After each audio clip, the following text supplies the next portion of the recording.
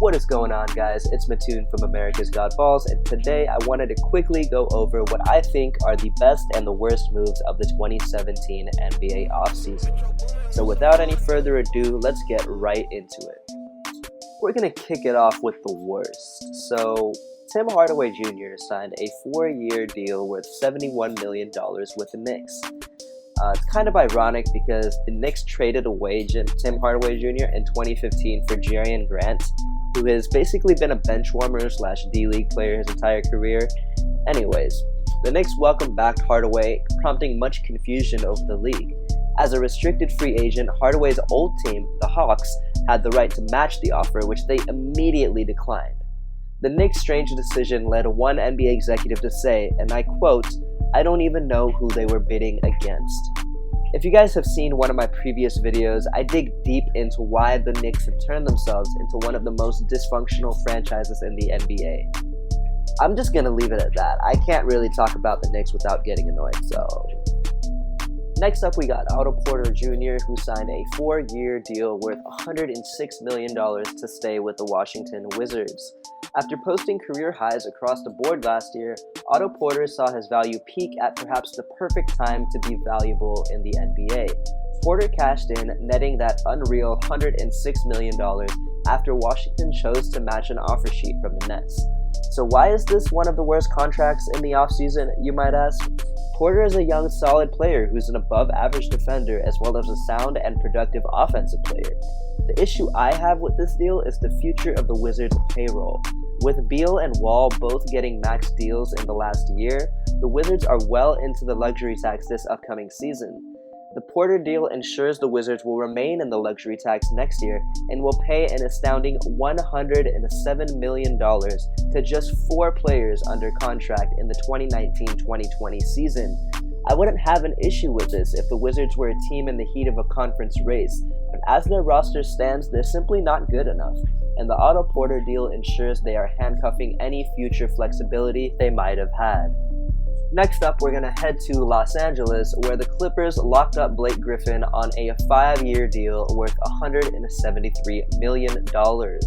With Chris Paul's departure, Griffin was rewarded handsomely for his loyalty with a massive deal. This isn't a bad deal because Griffin isn't worth the max. He certainly has the talent deserving of such a deal, but it has more to do with the future of Griffin's career and the Clippers franchise. Griffin took what I like to call the mellow option. That is, choosing to stay with your team because you enjoy the city as well as the fat sack of cash that they offered you. I have a bad feeling Griffin's career will turn into what Melo's has slowly become, a superstar player who will never have meaningful playoff success. As the Clippers roster stands, the majority of their impact players are nearing 30 years old while some are already past that mark. By the end of his deal, Griffin will already be 33. I just don't see this team finding success the way they're built, and Griffin will likely watch his athleticism and as a result, his overall game decline as his contract is played out. That's going to wrap up the worst move, so let's move on to the best and start with the best of the best. The T-Wolves acquiring Jimmy Butler was great for them. Young, hungry, and in need of veteran leadership, they pulled off a miraculous deal to pry Jimmy Butler away from the Bulls in exchange for young guards Chris Dunn and Zach LaVine. The deal was especially shocking to me considering LaVine is coming off an ACL tear, and being a player who relies on his superhuman athleticism, acquiring a player with that type of injury would scare the shit out of me. But I digress. Jimmy Butler gets to reunite with his former coach in Tom Thibodeau and join a young core consisting of Karl Anthony Towns and Andrew Wiggins.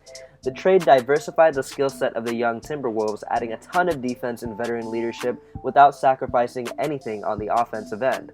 The Wolves should be an extremely exciting team to watch this season, and I fully expect them to slip into the bottom of the playoff bracket.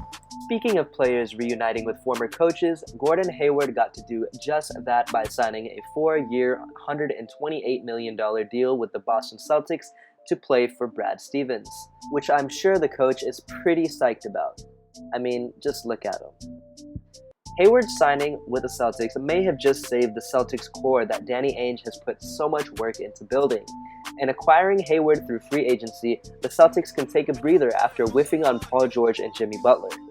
Hayward gives the Celtics a desperately needed layer of dimension to their offense, which they previously didn't really have.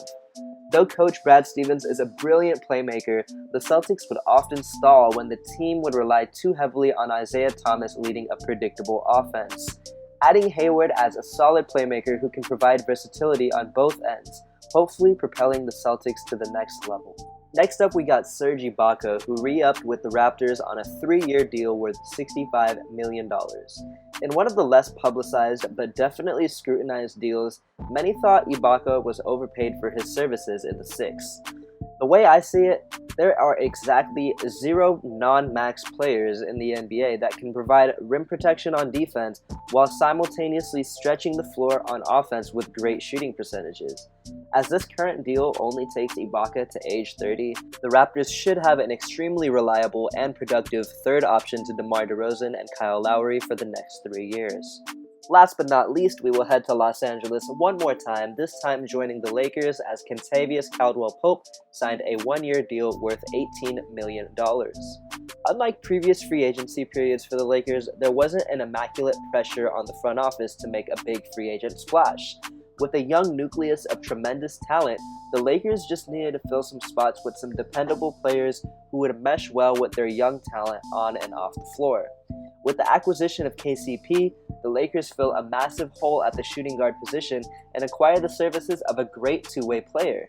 The reason I think this is such a good deal is because 1, the contract is only for 1 year, and 2, KCP's style of play fits perfectly with an offense ran by a playmaker like Lonzo Ball.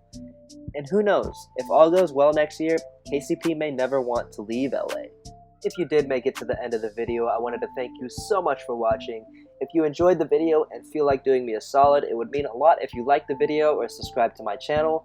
Feel free to share your thoughts and comments below. Follow me on social media at AmericasGB, and until next time, this is Mattoon from America's Got Balls signing out. Yeah.